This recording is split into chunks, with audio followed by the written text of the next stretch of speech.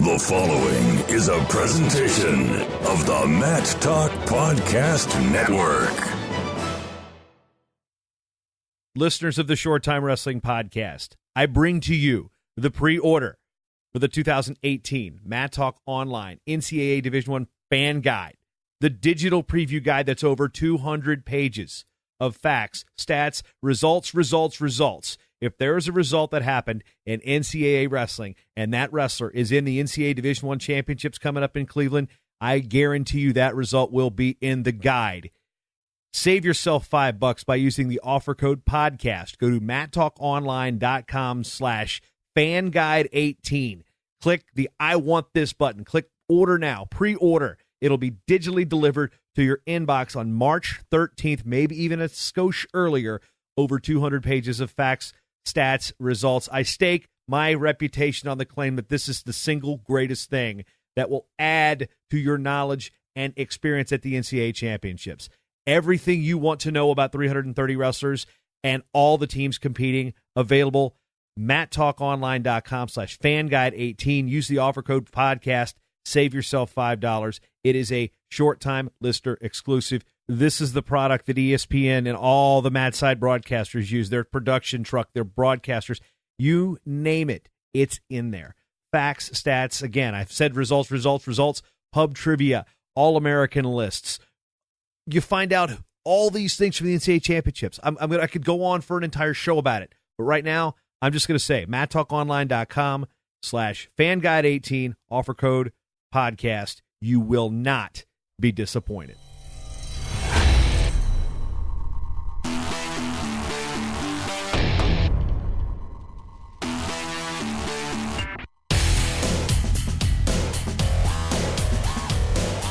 Now up on the Short Time Wrestling Podcast, the Garden State is known for its tremendous pork roll, egg, and cheese sandwiches, its affinity for the beach, and, of course, high school wrestling and the legendary Boardwalk Hall and everything that goes into it. It's also got some really powerful programs with a lot of history.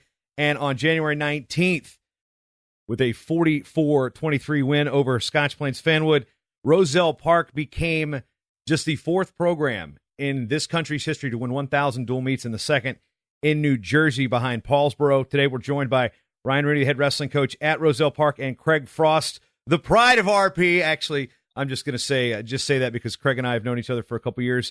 Volunteer assistant coach and a technical room guy, to put it lightly. First of all, Ryan, Craig, welcome to the Short Time Wrestling Podcast, and congratulations on 1,000 wins for the program. Yep, thank you. Appreciate you guys having us. Thanks a lot. We're happy to be here. Craig's going to be like what he said the whole time. But I'm going to start with Craig because him and I have the relationship that goes back. You wrestled at Roselle Park. And from an alumni perspective, how big of a deal is this for you to know that you went through this program, you helped this program contribute to a lot of those wins over the years, and to see 1,000 next to Roselle Park in very elite company? How's that make you feel? It's a real sense of pride. You get to know the ins and outs of this town and how important wrestling has been to this community. And just overall, the amount of people that have a hand in those 1,000 wins. There's so many different people that have a connection to a win somewhere in there. So it's just, it's like a morale builder for the program. It's great for the town. I unfortunately wasn't able to be there the night of the 1,000th win, but, the atmosphere there was just awesome. To see so many alumni and everybody back. It's just what you need sometimes in this day and age to continue to grow the sport, to keep the program relevant around town and even in the area. You need like milestones like this just to get your name kind of, in some really good conversation. So it's just a big program boost as much as anything. Ryan, you're in your second year as the head wrestling coach there. Wrestled at Cedar Grove High School in New Jersey, and one of those guys that you fell in love with coaching, even though you didn't decide to compete at the next level, at the collegiate level. But when this number starts to circulate, and your alumni, your administration, they're starting to say, hey, 1,000, hey, 1,000, hey, 1,000. How much added pressure is that going to be on you going into your first and second year of the program? Going, wait, I'm the guy that's got to bring this team to 1,000 wins. It was very stressful, I'll have to admit. Not even the number, but before I even coached my first practice, I had to go to Sam Appello, a former head coach's National Hall of Fame induction, and I'm sitting there with John Ranieri, the head coach right before me, who's going to be a Hall of Fame member too one day. So the number alone wasn't all that scared me. It was just knowing that this is a big deal. Interviewing for the job, everyone's, oh, this is a big deal. It's a big job. You sure you want it? So just in general, this is a great place to be because it means something. So the 1,000 wins, yeah, that was a big number and it was a big opportunity, but I was also excited to be a part of it. What did you know about Roselle Park growing up wrestling in New Jersey? Well, if you wrestle anywhere near Roselle Park in New Jersey, you know about the history. You always see a kid in the state tournament. You always see they're in the state sections. They're deep in the tournament. They were in my section growing up. We didn't really have a great team, but we always kept tabs on them. The history is always there. You always see a good kid. So knowing that coming into the program, it was like, this is where I belong. This is what I want to be doing. So it's amazing just to be a part of it. Craig, in terms of how the city, the town, the area right around Roselle Park treats its wrestling program, for those who are outsiders, and I guess even for me, since I've only driven through it, I believe, one time in my life, what is the community's feeling and its respective reverence toward the wrestling team there? Well, it fluctuates, right? Like right now, wrestling is really going well. We're a part of Union County, right? And we're a small square mile inside of Union County.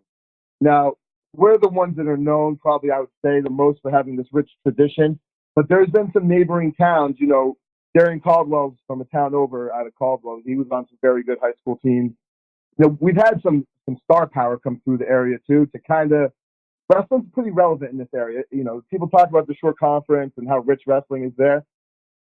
This area is fairly rich itself. And then inside the town, you can't go anywhere without running into someone with deep wrestling ties.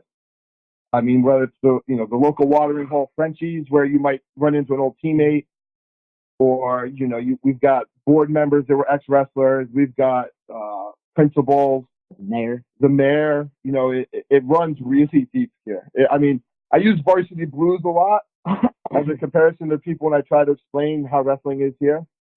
So if that reference helps anybody understand, wrestling is a big deal in this town. Oh my gosh! If it isn't quarterback Johnny Moxon, so it's a little, man. You may exactly. Be, man. That small town feel. I can respect the small town feel. Where I'm from is very similar, and I don't know if Greg, I don't know if your life's ambition was to be a JV football coach and work at Walmart. I'm glad you haven't done that. So. That wasn't it. But to be involved in the wrestling program somehow was a goal. Taking the opposite effect of the Varsity Blues, and where Pennsylvania and New Jersey have been super successful in developing talent to compete at not just the Division I level, but through all levels of college wrestling.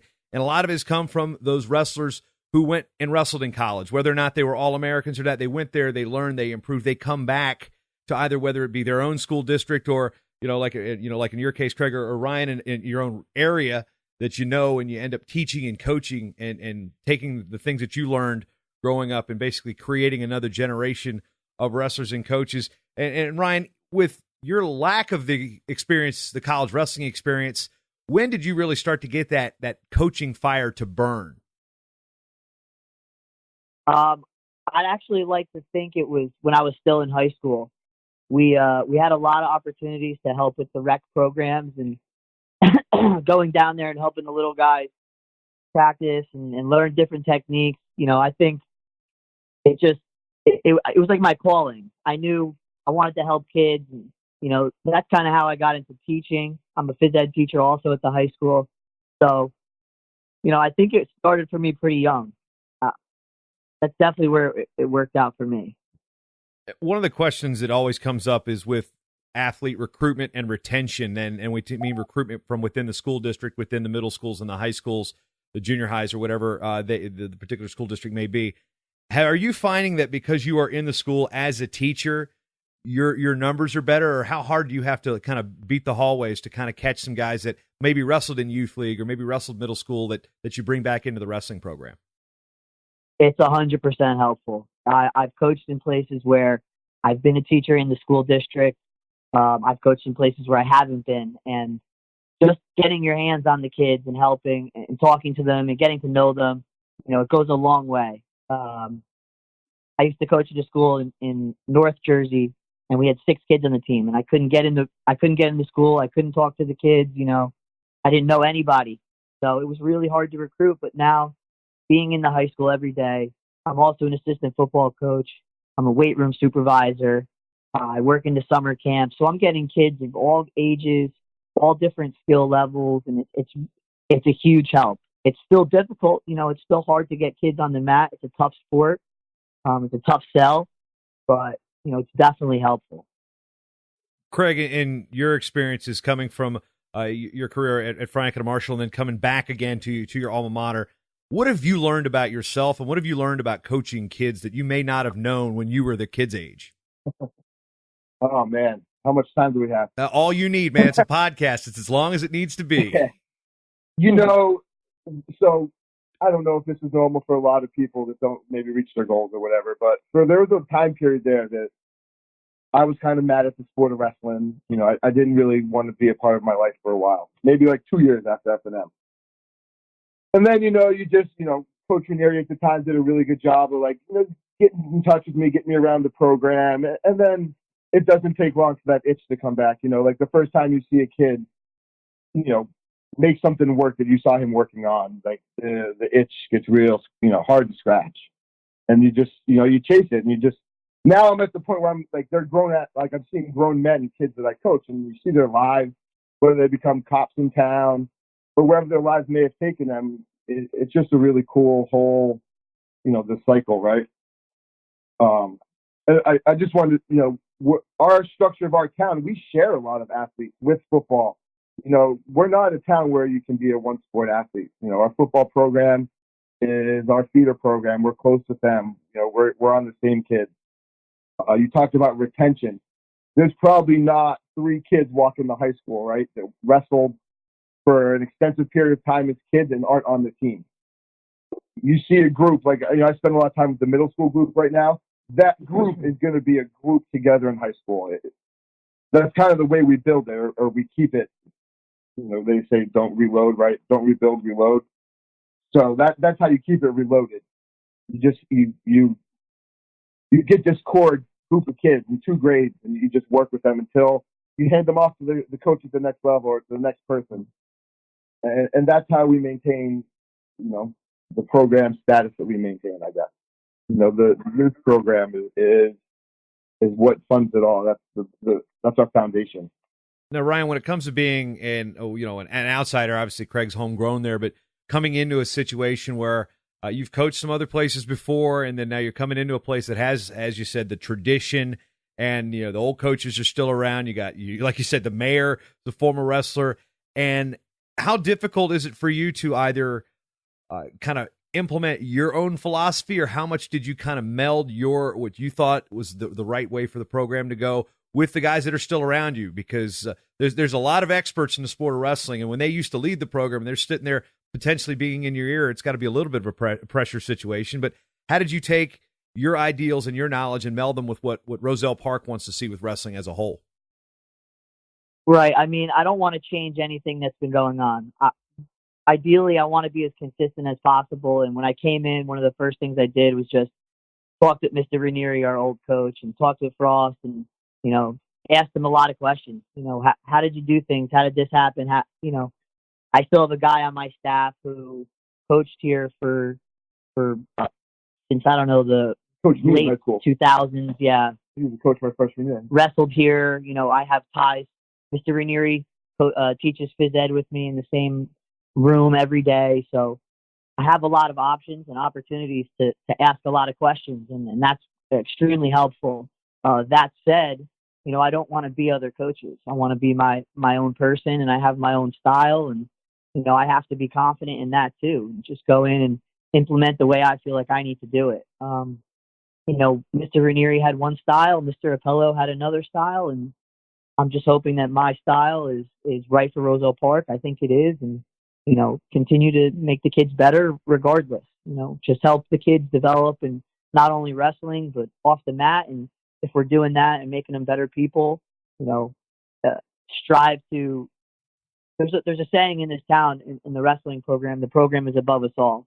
And if we put other people ahead of us and we work hard and we do it for other people, the meaning is greater. And that's something I never wanted to change. So I continue to work with that in my mind at all times, and just help these kids become better people. I think if we continue to do that, we're on the right track, no matter who's coaching the program.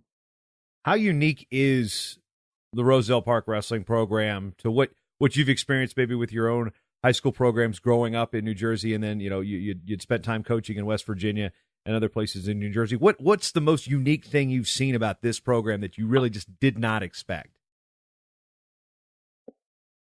I mean, it might be the obvious answer, but it's the tradition and the history. The people in town, like Frost was saying before, I can't go into 7-Eleven without someone stopping me and wanting to have a conversation about the lineup, or it's just a community of wrestling. And the places I've been, I was in Bluefield, West Virginia.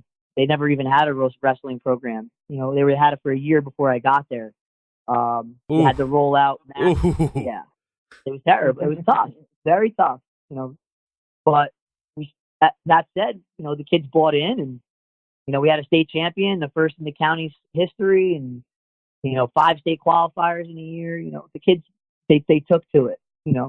Without tradition, you can still be successful, but it's a different vibe around the town. It's a different feel, and it's welcoming here in Roselle Park. It's everybody wants to see you succeed. They're all behind you. I think we have one of the greatest rooms. We probably have one of the best wrestling rooms in the state of New Jersey, and mats are down all year. You got banners up with people from 1935 who were state champions, and region place winners and state place winners and district. You name it. There's a banner or a plaque or a picture of somebody, and not many schools can go back to 1935 and have that rich history. So that's got to be one of the most unique things across the state, across the country. How many teams have 1,000 wins in the country? It's 4 teams. So how unique is that? And a little fun fact is Paulsboro is one of our bigger rivals. So we've probably contributed to a bunch of their 1,000 wins. So they've only contributed to a few of our wins.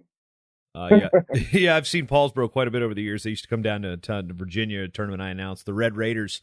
I tell you what, they have. I would put their fans, and I'm not knocking the Paulsboro fans. I just want to make an observation. Their fans and Lehigh fans are neck and neck for the longevity of their fanhood. I'm just going to put it that way. Yeah. But as I've driven down to that gym many times to scout, and it's a cool thing they got going down there for sure. I tell you what, there's this group of old ladies that came down to Deep Creek every year, and they were always asking me to play Elvis on the PA set. I know Always. the people you're talking about. They were in the stands when I was in high school too. Yeah, they've been there. Play some Elvis. That's all I heard, man. But as we circle back and talk about Roselle Park here, Craig, when you were coming through high school, and then as you went on to college, and then you come back and you look at the demographic of kids these days, and wrestling's a tough sport. We're talking about federation numbers showing that wrestling is decreasing, but it's not en masse. It's only like a loss of 1 or 2 kids a year, but that will add up. We can get 1 or 2 more kids a year per program back in. We're setting records. What are you seeing as the difference maybe in the mindset of the kids these days to when you came through? And it wasn't like it was last week, but it wasn't 30 years ago by any means. So you're still in that group where you're young enough to understand what the kids are doing these days. But what do you think the main differences are? Oh, loaded question. The amount of time spent wrestling. There's a place to wrestle every weekend. There's multiple practices a week year round. So they're more specialized, and there's I feel like they're way better wrestlers technique wise, and they've probably competed more. but there's an overall like a grit missing. If I were to say the difference, what wrestling was in the late '90s to now, the talent is through the roof now, and kids are, like I said, they're super advanced at a super young age. But there's some of that grit missing. Ryan, kind of the same general question, but kind of shifting away from the grit. It's going back to the retention. We're seeing a lot of athletes get specializing more. Again, Craig said that Roselle Park's not really a place that you can specialize as much, but wrestling as a whole is saying it's maybe concentrating on the elite, the big tournaments. Got to go to Fargo, got to go to Super 32. You got to hit University or Fila Cadets or UWW Cadets, whatever the heck it's called now. And there seems to be this catering to the elite athlete versus having a room full of JV guys. What is your mentality and process on how to bring kids into the room, and if they're not starting, keep them actively involved in the program? That's a tough question. Is it a moving target, first of all? I mean, you have in Roselle Park right now, you have your core guys who are, constantly wrestling. They want to go to club. They want to get in the weight room. And then you got guys who you've brought in, through coaching, and they're like, oh, Mr. Rooney's a cool guy. I'll try it out. And, they're learning slowly, and maybe they're getting some bumps and bruises along the way in JV, but you just try to keep it like a fun environment for them. It's hard. It's a hard season to get through, especially if you've never competed in anything like that before. And, for me, I try to keep the Penn State mindset where, make it fun for them. It's hard to do sometimes because, you got to grind and you got to get your kids in the right shape. But we try to do our best to split practices up at times, just making it varsity for some practices and just JV so we can focus on, different aspects of the sport. Try to incorporate different games in practice, different, just a different mentality for the different groups. Just really coaching to the individual. And to kind of go along with the question you asked Frost a minute ago, what's different about the kids? I don't know as much as, the next guy, but I think sometimes we give kids a different. I think parents maybe have changed a little bit in the way that they have expectations for kids. I try to just treat them the way that I think they need to be treated. I don't think everybody. It's a difficult thing. They could be as tough as you want them to be. If you teach them the right way and you coach them the right way, I think they could be just as gritty as anybody else from any other era. It's just a matter of tapping into what they like and what they need and what they need to know and breaking through them mentally and finding what makes them tick. So that for me, I don't want to think about how kids are different. I want to think about how to make them better. That's my goal. Craig, you've always been kind of a student of the sport in terms of understanding what's going on beyond high school wrestling. I know when I grew up, I couldn't tell you a single starter on any college team in the state of Virginia. And, there was a poster of the Brands brothers on the wall in our wrestling room, and I'm looking at my coach going, who are they? So there's that education disconnect between high school and college.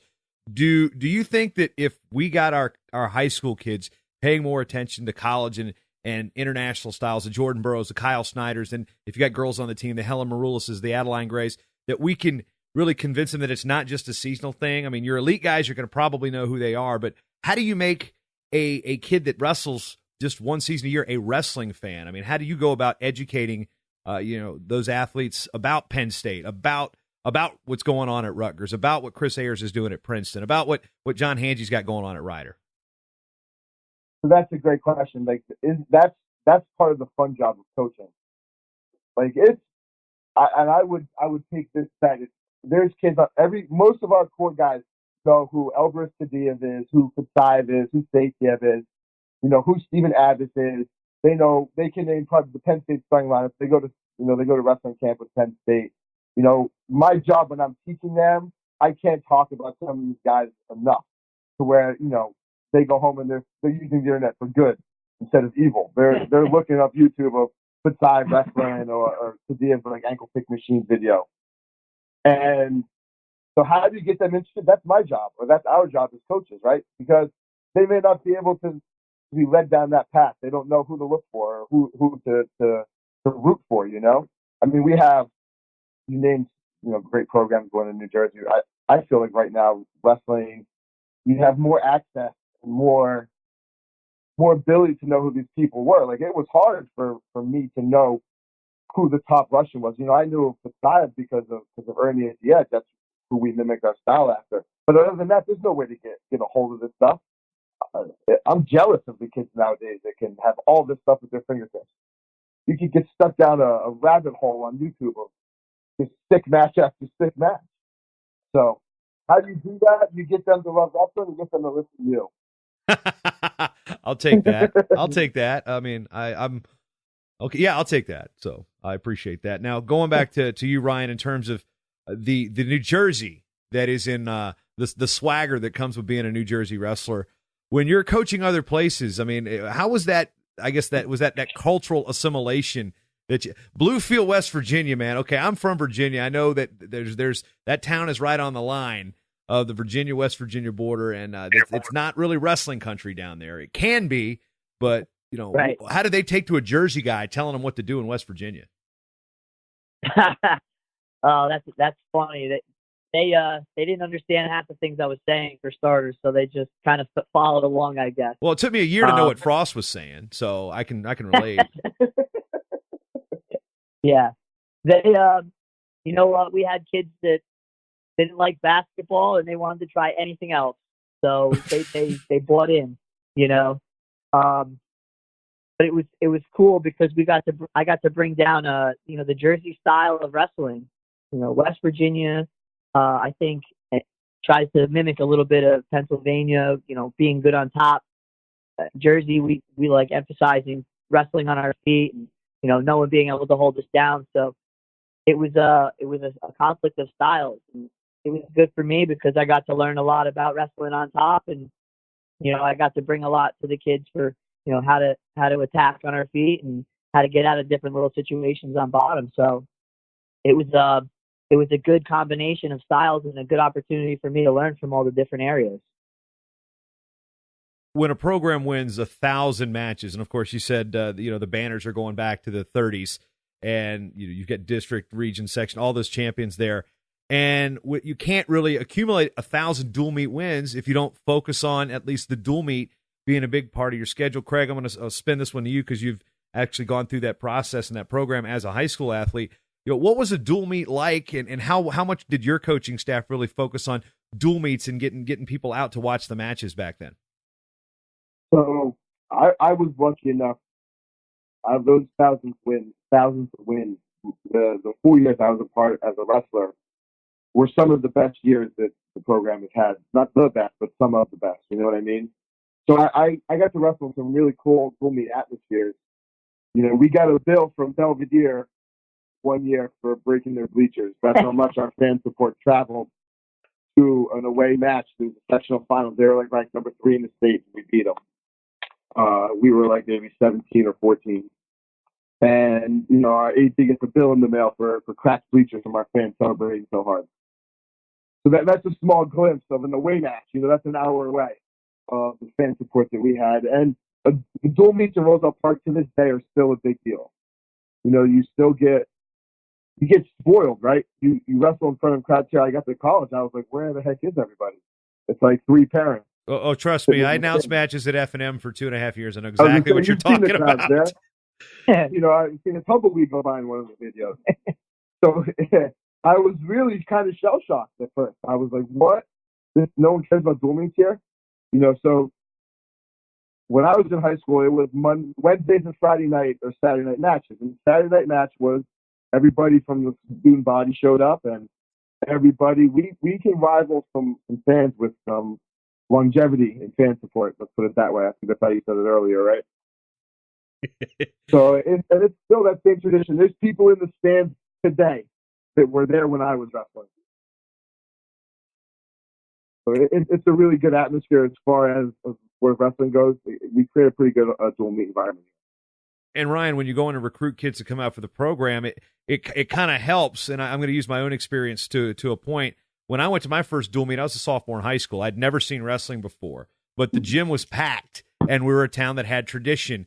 And winning, plus a great tradition and knowledgeable fans to tell the person sitting next to them that, okay, that's worth 2 points. That's worth 1 point. Okay, he won by fall. That is 6 points. Okay, he got just to explain in an hour and a half or 2 hours, as long as it is, it got me as a fan involved into wrestling, and it's also brought people that were sitting in the stands watching their classmates succeed and seeing the admiration that the whole town had for this. I mean, that's got to help the sales pitch to get kids out for the team because of the way that dual meets are revered in Roselle Park. For sure. It's nice to have a knowledgeable fan base. It just makes the matches more exciting. Entering the final duel of the final match of a duel and your team's down by 5. Everybody in the stands knows, okay, they got a pin to win this match. They know the criteria for a tiebreaker even. They can't tie. They lost more matches. They got an unsportsmanlike. They know. So everybody has a foundation of knowledge here, and it definitely makes it more exciting. That said, we try to keep making it exciting. They've never played music in the gym. Oh, I heard that for the first time the other night. Until this year, they never played music in a gym for a wrestling match. So, we never had a marching band in a gym for a match before. So, you try to keep it exciting for the new fans as well. You're going to get the people who can't walk up the bleachers. They're too old to make it up there, but they're not too old to make it out, or their bodies don't work the way they used to, but they're not going to miss a wrestling match. But we got to appeal to a newer, younger crowd as well. In appealing to that crowd, again, I'm going to circle back to Craig and how our relationship and how I know how you think about wrestling is so much of the coverage. Now, yeah, we've got great coverage. We've got better coverage than we ever have before. I mean, with the YouTube videos, Flow Wrestling and what they've done for wrestling and giving them the access, but a lot of it is still that top percentage. In college, we only see a small portion of the programs, even in Division I, getting the coverage. And in high school wrestling, thankfully, New Jersey's blessed with some really good local newspapers and media coverage. But nationally, a lot of the talk is about the Blair Academies, the Bergen Catholics. Let's look at those two teams in New Jersey that don't really identify with the rest of the population of high school wrestling programs in the country. What are some real battles and concerns that the school like Roselle Park has that you don't see at a Bergen Catholic, a Blair Academy, or even a Paulsboro down the road? I mean, what are some of the real factors that are affecting the public school wrestling, the teams that aren't nationally ranked, that aren't getting those headlines nationally?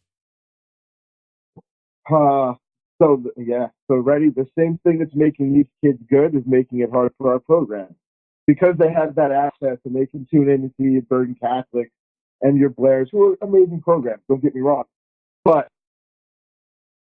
everybody, it's like a keeping up with the Joneses, right? So it's a struggle to travel to Beast, to get to Escape the Rock. These elite kids want these elite schedules. They want this elite coverage. So, where's the public school's disadvantage? I mean, it varies for town. Our town doesn't really suffer from it. We've been lucky. Every kid grows up dreaming to be in a Roselle Park Singer. So we have that advantage right now. But, your average kid from another town that maybe there isn't the tradition, the tradition helps us in so many ways, and this is just another one of them. If your program doesn't have that tradition, it might be easier to wander. The national schedule might be a draw or something like that. You know what I mean?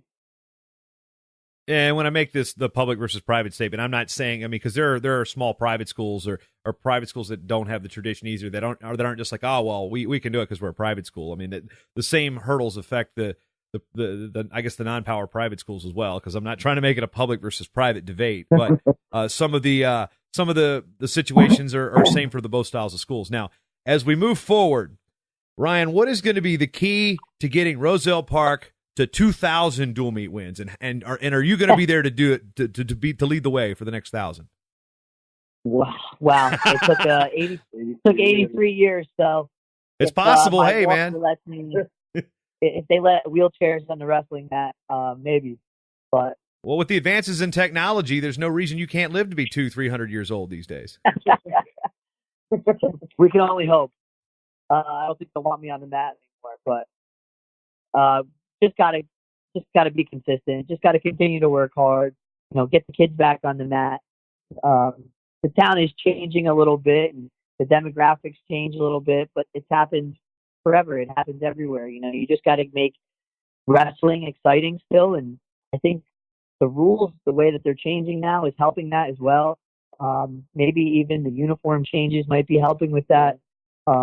Just keeping the sport exciting, and that'll help. That's all we really need to do, because we're going to do what we do in the wrestling room. We're going to continue to teach technique the same way, develop with the time.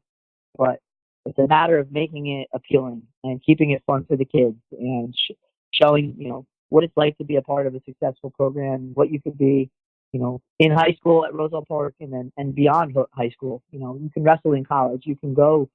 You're going to open up opportunities for you to go to. We have kids at Roger Williams. Kids went to Stevens to wrestle, and S&M. It's going to open up opportunities to show that to kids. Make it appealing, and make it fun for them.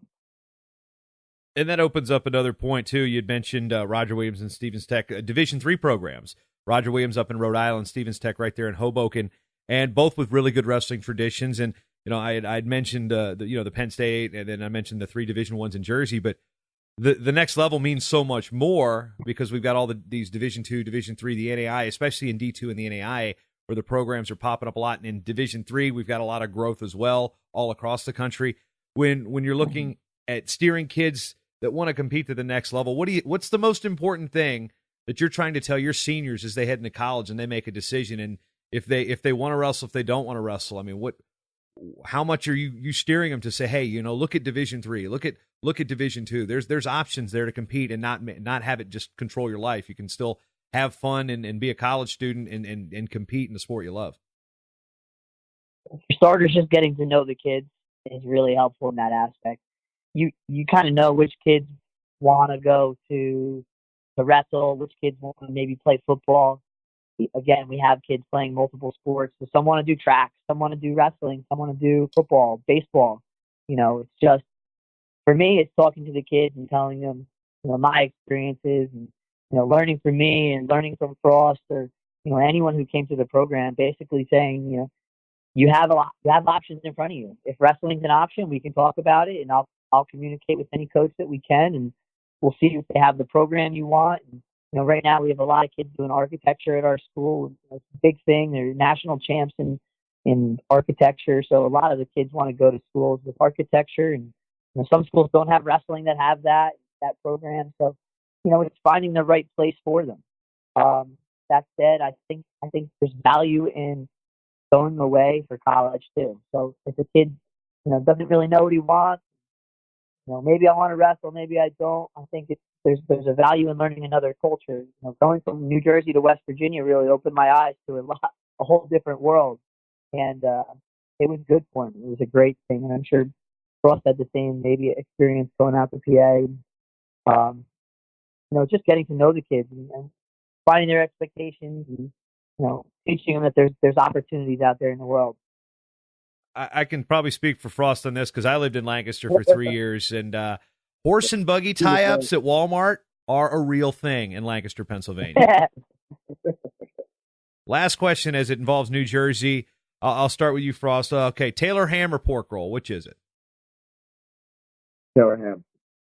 Ryan, your turn. Same. Taylor ham. All day.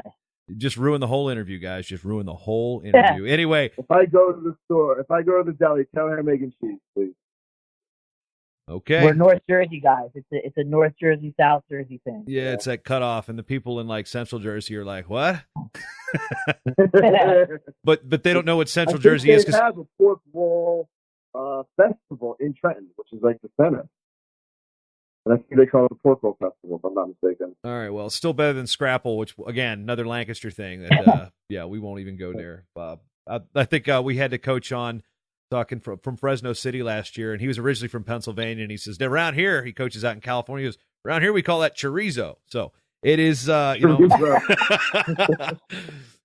does the saying go? One man's trash is another. No, anyway, but Roselle Park High School, one of 4 programs with 1,000 victories in this country. The other, Granite City, Illinois, Vacaville, California, and the Red Raiders of Paulsboro right down the road. So Ryan and Craig, want to thank you for the time, and congratulations and best of luck continued with the program there in New Jersey. Jason, thanks a lot for having us on. We really appreciate it. And we appreciate the exposure for our program. Yeah, Jason, thanks again. The Short Time Wrestling Podcast is proudly outfitted by Compound Clothing. Shirts, singlets, custom gear orders, everything you need. Call up Cliff and the crew at cmpteamwear.com. First time listening? Well, you can change that by going to MattTalkOnline.com/GetShortTime to subscribe on Apple Podcasts or listen on your favorite podcatcher at MattTalkOnline.com/listen. This show is part of the Matt Talk Podcast Network. For more wrestling podcasts, head over to MattTalkOnline.com.